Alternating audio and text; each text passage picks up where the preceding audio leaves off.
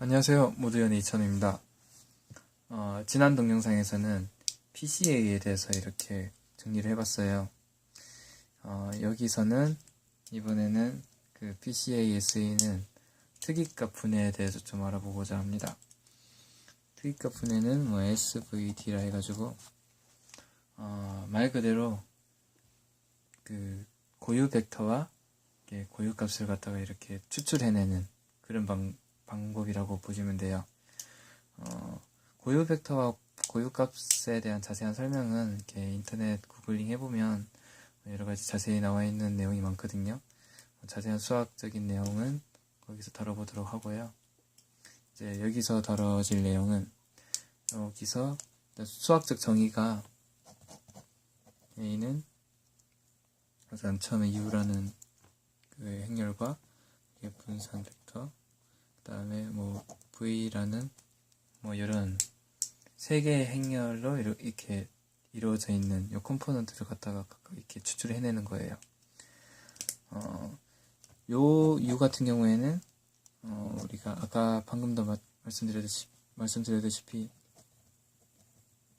기저 벡터의 집합이라고 보시면 됩니다. 여기는 기저 벡터의 집합이 들어가 있고요. 여기에는 공분산 정보가 들어가 있어요. 우리가 이제 신경 쓸 내용은 이 두 가지가 되겠습니다.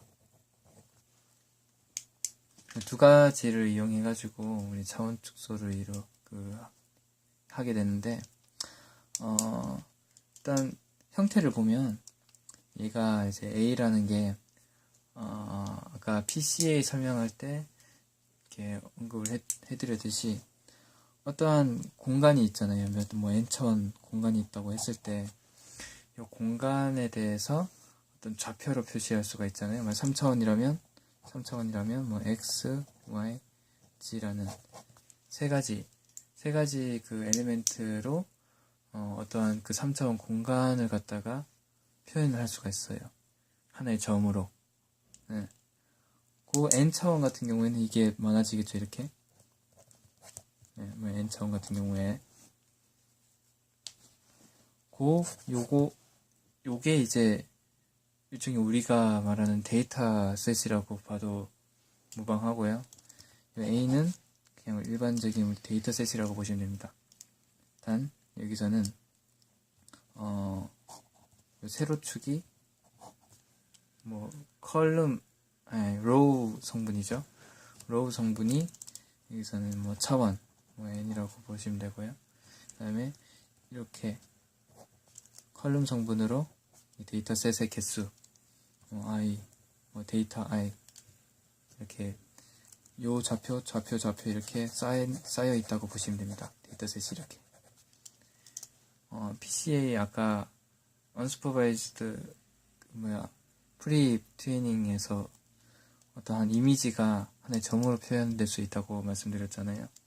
거기에 이제 이미지 1장, 2장, 3장, 4장 이렇게 보시면 돼요. 그럼 뭐 요거를 갖다가 우리가 m이라고 두고요. m 곱하기 n 행렬이 특이값 분해가 되게 되면 차원 개수만큼 기저 벡터가 만들어집니다. 이렇게 그러면 m 곱하기 m이 되겠죠. 네. 이렇게 u가 만들어지고요. 여기다가 시그마 공분산이 곱해지는데 공분산은 대각 행렬이에요. 이렇게 뭐 시그마라고 하면 시그마 이런 식으로. 네, 나머지 다 0입니다. 이런 게 n 곱하기 n이 생겨요. 여기서 이게 아니죠. n 곱하기 n이 되겠죠. 이 차원만큼 이렇게 생기는 거니까. 그럼 여기도 n 곱하기 m이 될 것입니다. 그럼 뭐 뒤에는 m 곱하기 m이 되겠죠. 뭐 mn을 좀 바꿔서 적었는데 뭐 상관없어요. 그냥 차원의 그 개수 있잖아요. 차원의 개수만큼 u가 만들어진다고 보시면 되고, 그 데이터 셋만큼 그 차원마다 데이터 셋만큼 요 공분산이 하나씩 들어간다고 보시면 됩니다. 그럼 이제 이걸 어떻게 해석을 하냐? 물론 요거 계산하는 이렇게 특기값 분해하는 방법은 우리 코세라 강의에서도 그냥 라이브러리 쓰면 된다라고만 하고 요 결과값만 이렇게 보여주거든요. 실제로 계산해보면 굉장히 좀 복잡한 부분이 있어요.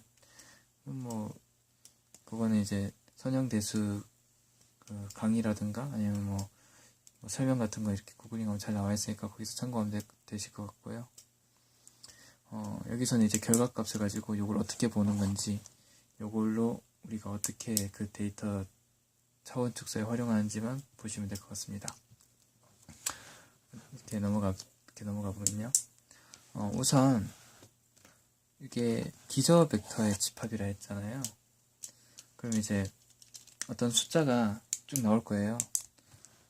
대표적인 예로 계산된 식이 하나가 있는데 A를 갖다가 예제를 하나 줘볼게요.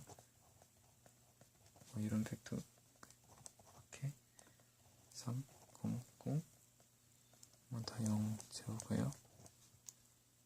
4, 0, 0, 0 이렇게 있다고 치고, 그다음에 이거를 분해를 하면 u는 이렇게 나온답니다.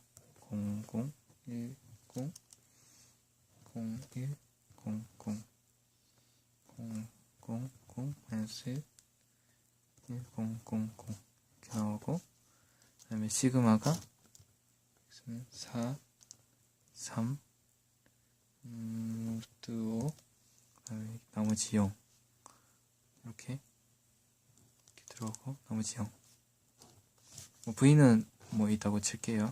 굳이 여기서 다룰 내용은 아니니까. 네, 이게 시그마 이렇게 됩니다. 자, 여기서 보시면 일단 요거를 특이값 분해했을 때 이렇게 나온다는 얘기니까 조금만 요 성분의 속성을 좀 살펴보고자 해요. 좀 안 나왔었네요. 이렇게 잘 보이면. 자, 그러면 요게 하나의 기저 벡터의 집합이라 했으니까 기저 벡터가 요게 하나의 기저 벡터고 이렇게 하나의 기저 벡터고 이렇게 이루어져요. 네. 일단 여기는 4차원으로 표현이 되는데 3차원이라고 하면 기저 벡터가 두 개로 축소가 될 수 있겠죠.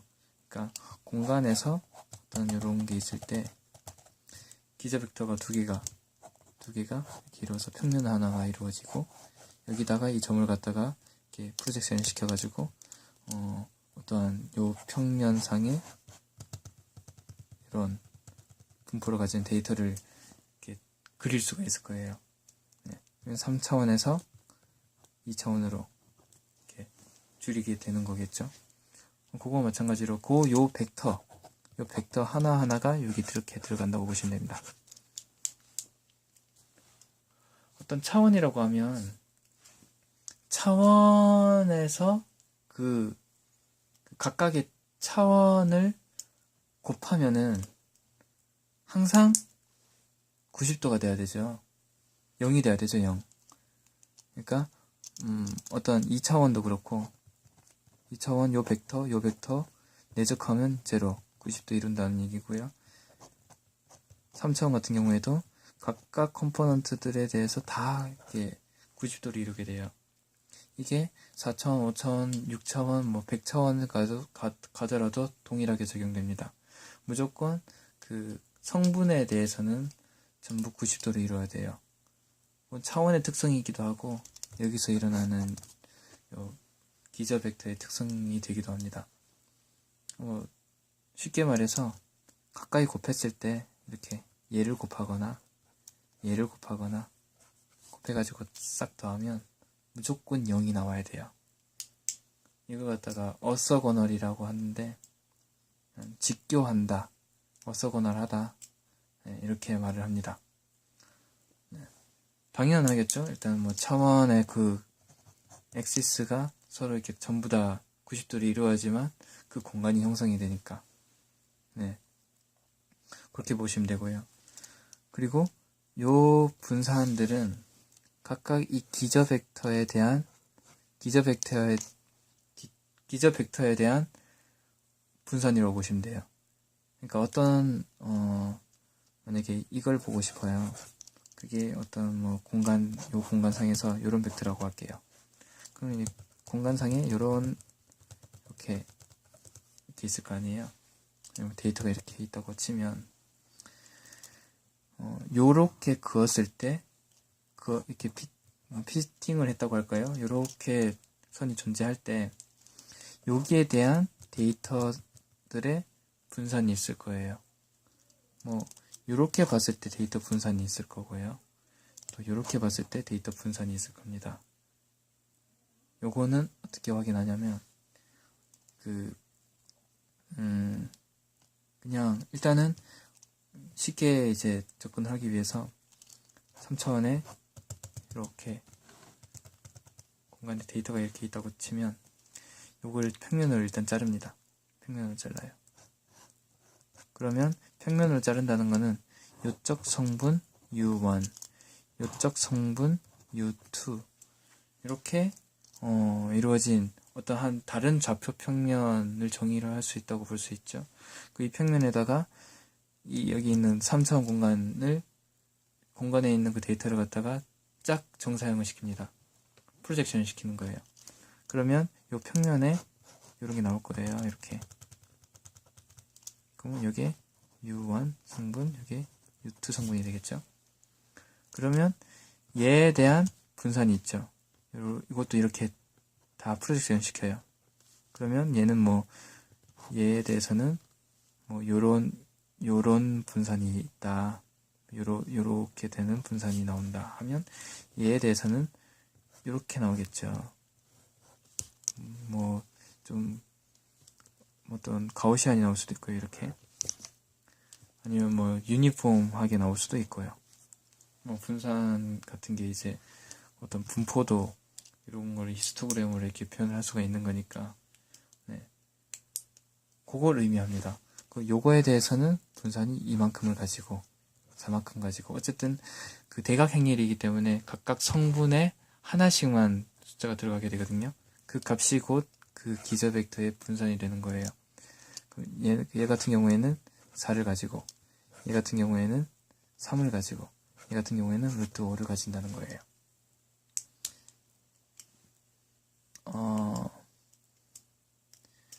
그게 이제 어떻게 되는 거냐면